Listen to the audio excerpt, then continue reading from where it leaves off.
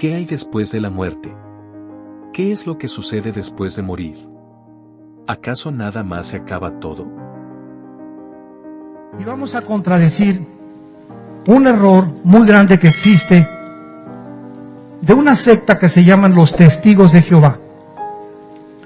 Esta secta de los Testigos de Jehová enseña lo siguiente: que cuando morimos entramos a un estado de inconsciencia y que estamos dormidos. Ellos, desgraciadamente, atribuyen esta enseñanza porque la Biblia dice que cuando morimos no se usa esa palabra, se dice durmieron en Cristo. Cristo, Lázaro murió. No, no está muerto, está dormido, dijo Jesucristo. Algunos creyentes se confunden porque leen en el Nuevo Testamento que los creyentes al morir dormimos con Cristo. Pero esa expresión es metafórica y habla de lo que sucede con nuestro cuerpo que llega a la tumba y parece que está dormido, pero no se refiere a nuestra alma. En el momento en que un creyente muere hay una separación entre el alma y el cuerpo. Por eso Pablo dice en 2 Corintios capítulo 5 que estamos animados siempre sabiendo que mientras habitamos en el cuerpo, estamos ausentes del Señor, físicamente hablando. Y luego dice, pero cobramos ánimo y preferimos más bien estar ausentes del cuerpo y habitar con el Señor. Noten que hay una separación del cuerpo cuando el creyente muere. Pero noten también en este mismo texto que tan pronto el creyente parte de este mundo, va inmediatamente a la presencia del Señor. La doctrina del sueño del alma se popularizó en el siglo XIX, sobre todo entre los adventistas del séptimo día, pero la realidad es que cuando un creyente muere, su cuerpo queda en la tumba, pero su alma parte inmediatamente a la presencia del Señor. ¿Qué le prometió Jesús al ladrón en la cruz? Que le dijo, recuérdame, acuérdate de mí cuando vengas en tu reino.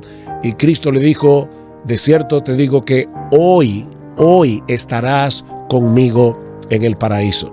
Cristo no le prometió que él iba a dormir por miles de años hasta su segunda venida. Inmediatamente el Señor muere en la cruz y este ladrón que se arrepintió de su pecado y confió en Cristo en una circunstancia impresionante, porque en la cruz del Calvario Cristo parecía cualquier cosa menos un Salvador.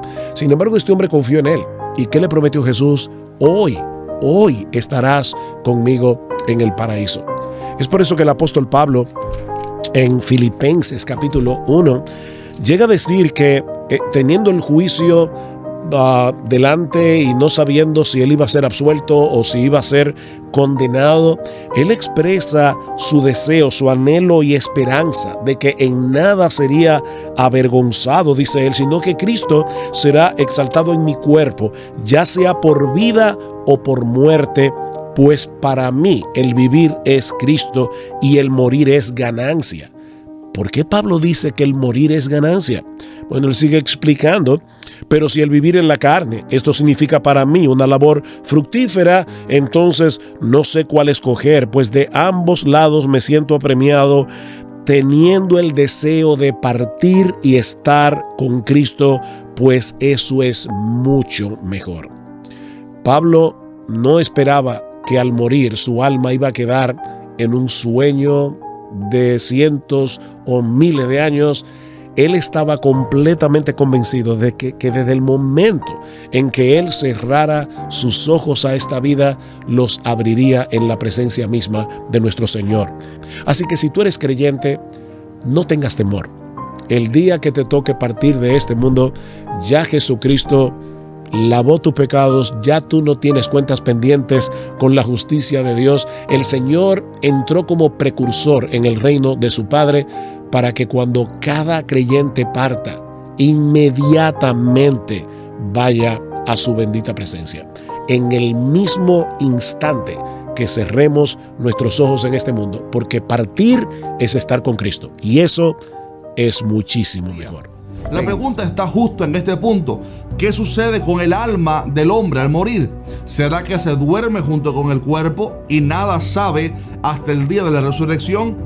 ¿O será que el alma es inmortal y va directamente hacia la eternidad? Muchos que apoyan la doctrina de que el alma duerme se confunden con pasajes que hacen ver a la muerte como un dormir.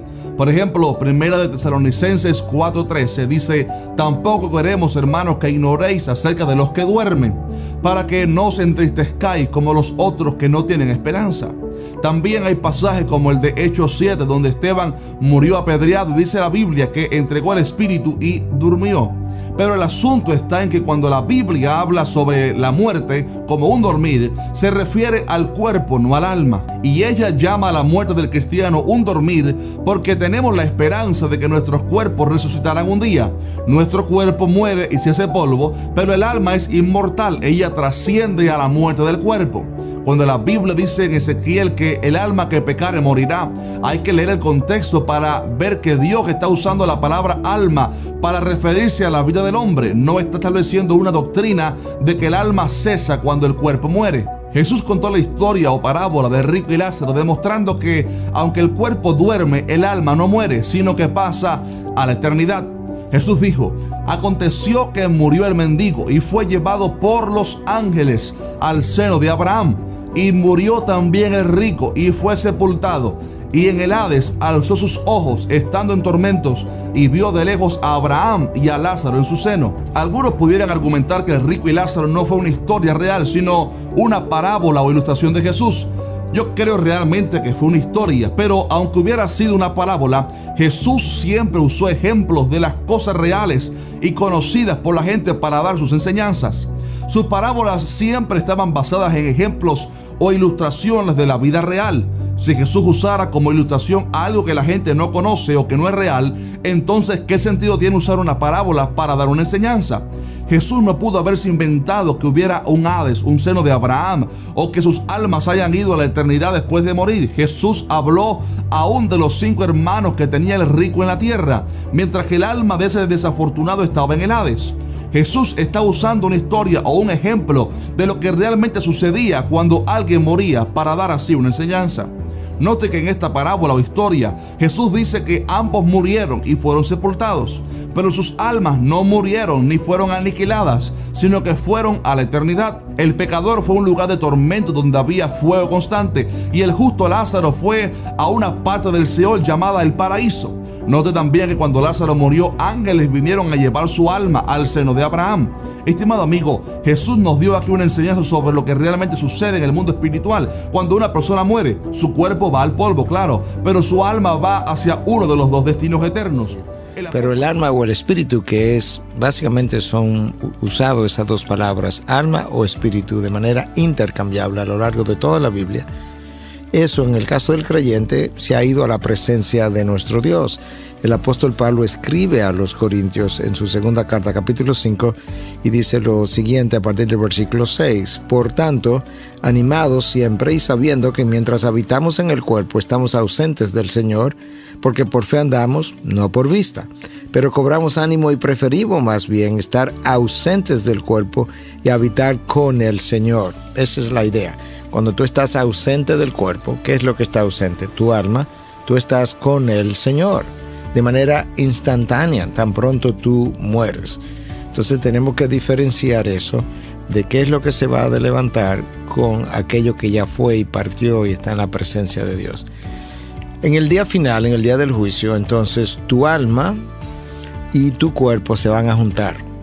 Eso es lo que completa lo que es la glorificación. Cuando el apóstol Pablo escribe a los romanos y dice que aquellos que Dios de antemano conoció, a eso Dios predestinó, y a lo que predestinó, a eso llamó, y a lo que llamó, a eso justificó, y a lo que justificó, a eso glorificó. Esa palabra ahí hace referencia no simplemente a cuando tú entras a la presencia del Señor el día que muere, hace referencia a cuando tu alma se une con tu cuerpo de manera ya permanente, definitiva, como ocurrió en el caso del Señor Jesús el domingo de resurrección, y ahora toda tu vida ha sido glorificada, de tal forma que el cuerpo que se enterró en deshonra se levanta en poder, en honor, en gloria.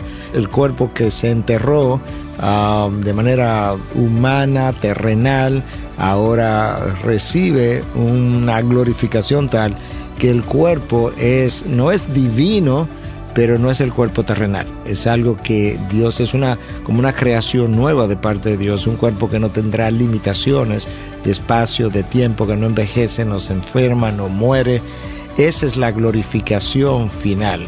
Por ahora, lo que el hombre experimenta al día de su salvación es la regeneración de su alma, pero su cuerpo no está regenerado, su cuerpo está todavía en un estado de deterioro, si se pudiera decir.